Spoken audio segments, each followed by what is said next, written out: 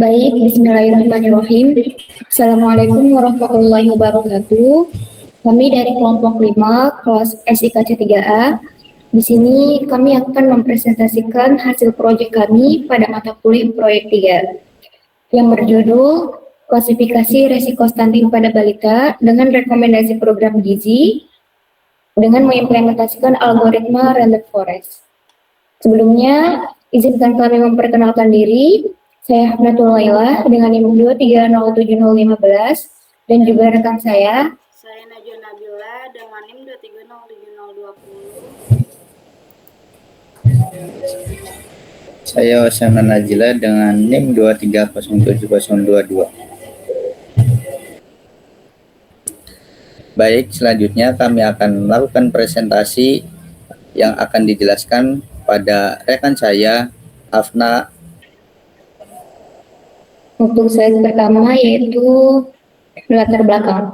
Permasalahan utamanya yaitu ada identifikasi stunting masih dilakukan secara manual dan konvensional.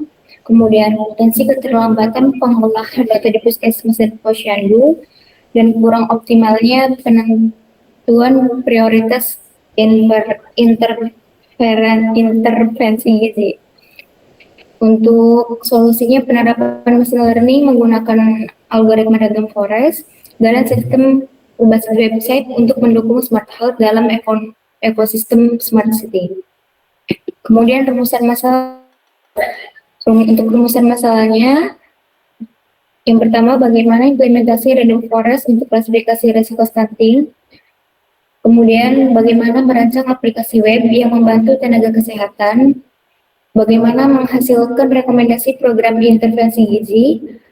Dan bagaimana kinerja Random Forest pada dataset yang digunakan. Untuk tujuannya sendiri yaitu mengimplementasikan Random Forest untuk klasifikasi risiko stunting, kemudian mengembangkan aplikasi web pendukung identifikasi risiko stunting, menghasilkan rekomendasi inferensi gizi sesuai tingkat risiko, dan menganalisis kinerja model Random Forest pada dataset penelitian. Untuk landasan teori, stunting yaitu gagal tumbuh akibat gizi kronis ditandai tinggi badan di bawah standar usia, terjadi sejak 1000 hari pertama kehidupan (HPK). Kemudian Random Forest, Ansible Learning yang membangun banyak decision tree menggunakan bootstrap sampling dan majority voting untuk hasil akhir. Machine Learning, cabang AI yang memungkinkan komputer belajar dari data untuk prediksi otomatis digunakan luas di bidang kesehatan. Kemudian evaluasi model yaitu menggunakan metrik, ada akurasi, precision, recall, dan eval score untuk mengukur performa klasifikasi. Selanjutnya akan dijelaskan oleh rekan saya yaitu Najwa Nabila. Baik, selanjutnya adalah algoritma Random Forest. Cara kerjanya yang pertama itu kita menyiapkan dataset balita. Ini di sini ada kolom data usia, jenis kelamin, dan tinggi badan. Kemudian yang kedua itu melakukan bootstrap sampling. Di sini kita mengambil subset dari data acak. Kemudian yang ketiga ada bangun sejumlah decision tree dari subset data. Keempat, setiap node pilih atribut secara acak. Dan kelima, setiap tree menghasilkan prediksi kelas. Kemudian yang terakhir, pada keenam ini ada majority voting. Ini adalah hasil klasifikasi akhir.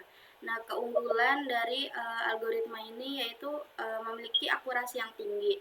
Hasil lebih stabil dibandingkan dengan single tree. Kemudian ada anti overfitting.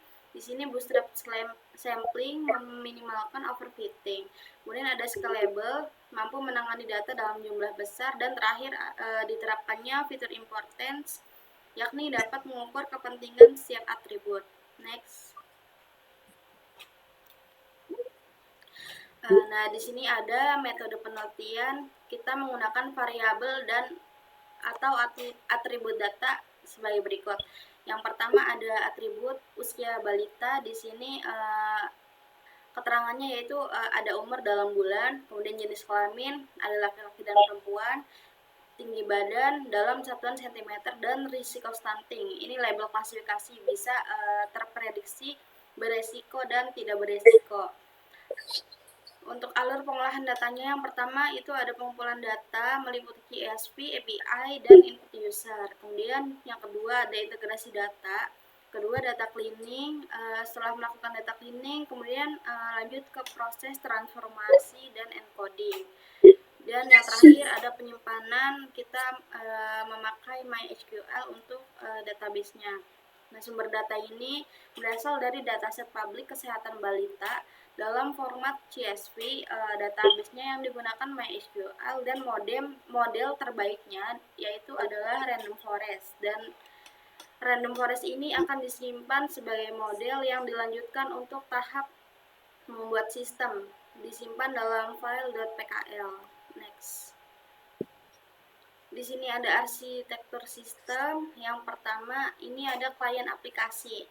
Klien aplikasinya ada di browser atau aplikasi web, kemudian ada web server. Web server ini menerima dan meneruskan request dari klien aplikasi ini. Nah, selanjutnya yang ketiga ada REST API. Nah, ini sebagai penghubung web dan machine learning. Kemudian selanjutnya ada ML modul. Kita menggunakan algoritma terbaik yaitu Random Forest, meliputi preprocessing dan prediksi. Dan terakhir ada database MySQL. Kita menyimpan data balita dan gizi ke dalam database. Dan di sini ada evaluator tenaga kesehatan puskesmas yang berfungsi menerima hasil klasifikasi risiko stunting dan menentukan tindakan intervensi gizi. Selanjutnya akan dijelaskan oleh Mas Yano.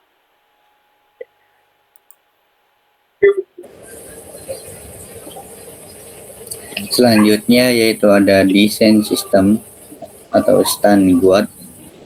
Masyarakat atau pengguna umum cek resiko stunting, lihat hasil prediksi, lihat rekomendasi gizi, dan lihat edukasi. Pada admin atau petugas kesehatan yaitu ada login admin, kelola data balita, kelola edukasi, kelola rekomendasi gizi, lihat data hasil prediksi, dan statistik dan evaluasi MBG. Selanjutnya ada hasil evaluasi algoritma. Pada algoritma, naive Bayes akurasinya 70/40%, precision-nya yaitu 67%, recall-nya 70%, F1 score-nya 68%.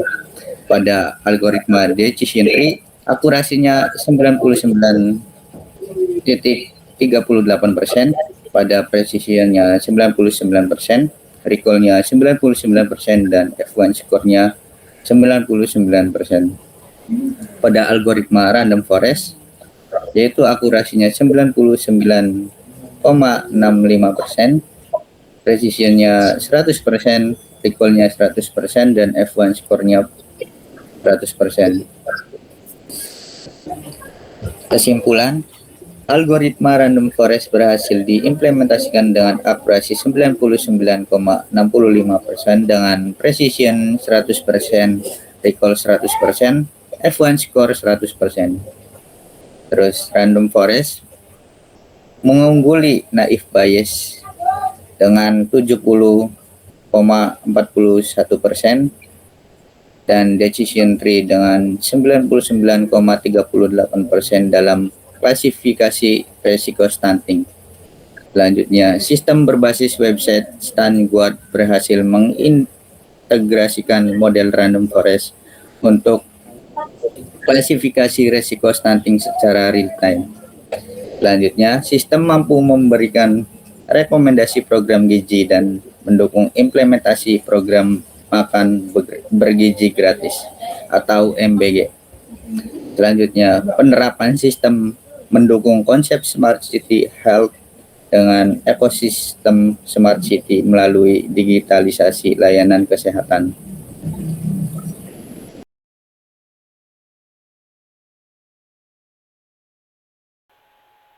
Berikut adalah hasil sistem yang telah kami buat, yaitu sistem informasi dan pendukung keputusan stunting.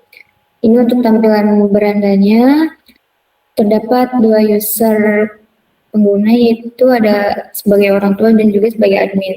Sebagai orang tua dapat melihat cek resiko stunting pada balita, dan admin sebagai apa? Monitoring. Dulu ditulis deh. Monitoring, ya Allah. Monitoring. Baik, berikut adalah hasil sistem yang telah kami buat, yaitu sistem informasi dan pendukung keputusan stunting. Pada page beranda ini terdapat 2 user pengguna, yaitu sebagai orang tua dan sebagai admin. Sebagai orang tua dapat melihat mengecek status risiko stunting dan pertumbuhan balita. Sebagai admin bisa melihat hasil monitoring. Untuk fiturnya sendiri sebagai berikut, yaitu akses proteksi, kemudian monitoring pertumbuhan, dan analisis data wilayah. Kemudian berikutnya untuk dashboard edukasi, di sini ada informasi pusat kesehatan, mengenali apa itu stunting dan juga dampak jangka panjang. 5 langkah untuk mencegah stunting seperti berikut. Kemudian ada tabel referensi tinggi badannya ideal WHO. Kemudian pada page tentang, yaitu informasi tentang informasi sistem, nama sistem, tujuan sistem, dan juga metode yang digunakan, serta mitra yang kami buat, yaitu di Puskesmas Benar Kabupaten Indramayu. Baik, selanjutnya ini ada user, orang tua, dan admin. Kita coba untuk masuk sebagai orang tua. Nah, di sini ada form login. Jika sudah mempunyai akun, Anda dapat melakukan login terlebih dahulu. Jika belum, Anda dapat melakukan daftar mandiri. Nah, kita sudah mempunyai akun, kita langsung login aja.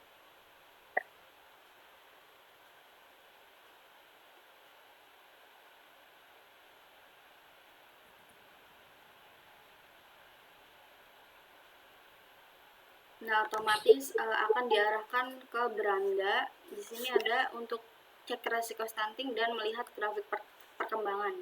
Kita coba cek resiko stunting. Di sini ada form input data balita.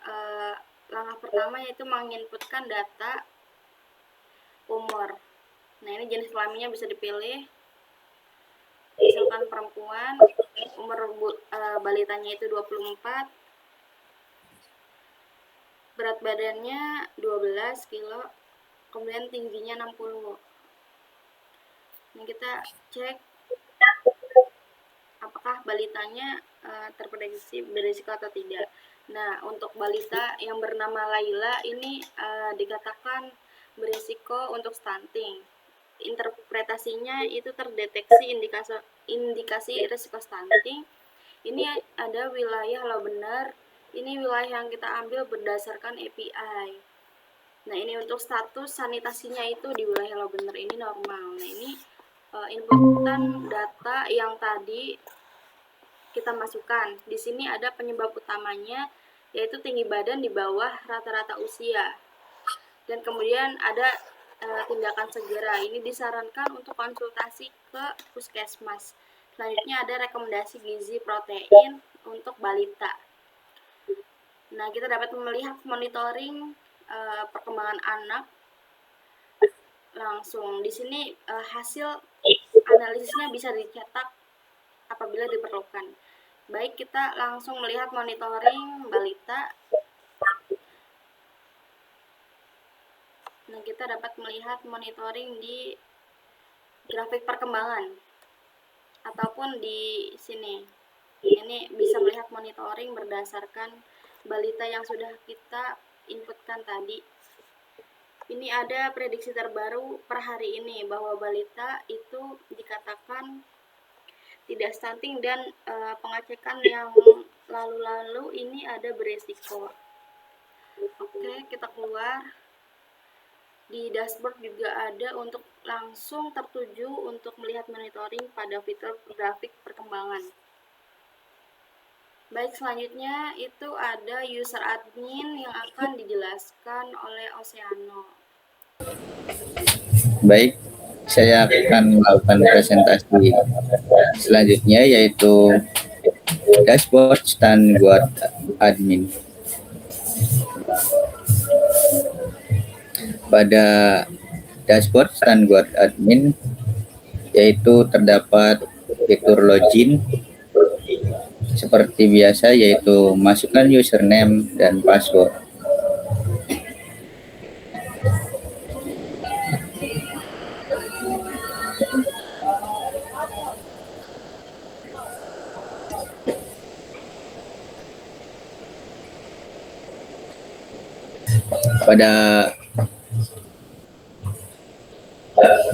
Pada dashboard standard admin, yaitu ada total data balita, terus kondisi kesehatan, dan yang berisiko stunting.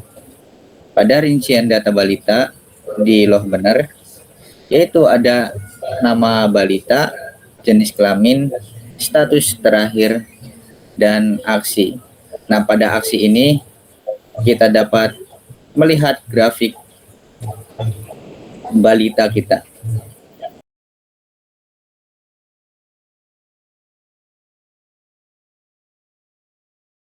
Ya, inilah grafik perkembangan balitanya.